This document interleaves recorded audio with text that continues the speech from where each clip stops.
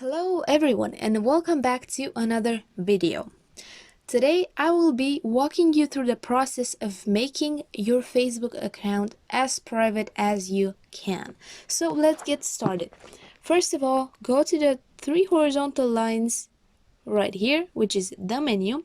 Then just scroll down till settings and privacy, and then just tap privacy shortcuts. Next, what you want to do is click on take a privacy checkup. And here you have many topics to review. So let's start with who can see what I share. So what you want to do is click next and then set everything to only me.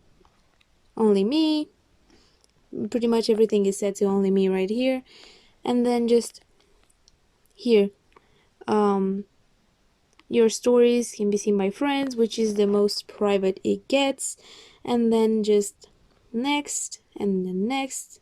You're all set. Review another topic. Let's just go to how to keep your account secure. Review. Skip. Next. Okay, and then just make everything as private as you can. So who can send you friend requests? Friends of friends, because that's the most private it gets. Then just phone number only me, email only me.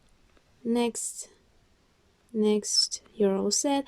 And that's basically what you want to do. You review every topic of privacy on Facebook and just set everything on only me or friends, as private as you can.